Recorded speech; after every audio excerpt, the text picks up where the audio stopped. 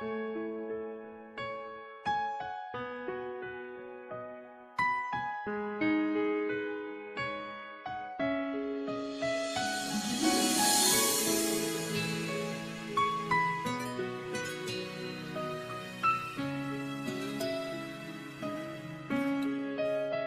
រ៉ាវស្នេហាធ្វើឲ្យឯការាល់ថ្ងៃបន្ទូលលើនិស័យហេតុអ្វីមិនមេត្តាអាចនៅត្រឹមជាមិត្តបាត់អស់សិទ្ធិសងសារស្នេហាត្រូវជប់បើមិនទាន់ស្អប់ត្រឡប់មកវិញបានទេតើអាចអាណិតគេម្នាក់ដែររងចាំអូនព្រោះគេមិនដែលធ្លាប់បងឲ្យស្នេហ៍នេះសូនតើអូនអាចវិលវិញទេបើស្នេហាមួយនេះអាចវិលដូចដើមម្ដងទៀតបងសន្យាថាមិនឃ្លាតអូនដូចពីមុនបងនឹងព្យាយាមដើរទៅរកជួបស្នេហ៍ដែលតន់ធ្លាន់រឿងពីមុនឈប់កើតទៅបើអូនវិលត្រឡប់បងក៏ស្ម័គ្រចិត្តព្រមចាំទោះប្រើពេលរាប់រយឆ្នាំក៏បងចាំពើរឿងស្នេហាពួកយើងបងមិនបានได้ឲ្យបានទៅបងនឹងទៅជួបម្ដង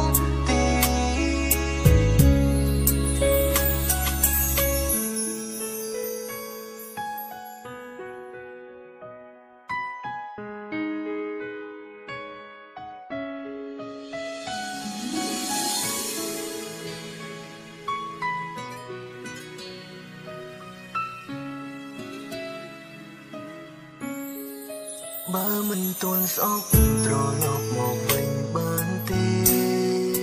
តើអាចអាណិតគេម្នាក់ដែររងចាំអូនព្រោះគេមិនដែលធ្លាប់បងឲ្យស្នេហ៍នេះសូនតើអូនអាចវិលវិញទេបើស្នេហាមួយនេះអាចវិលដូចដើមម្ដងទៀតបងសន្យាថាមិនឃ្លាតអូនដូចពីមុនបងនឹងព្យាយាមដើរទៅរកជួបស្នេហ៍ដែលតន់ធ្លាន់រឿងពីមុនឈប់កើតទៅ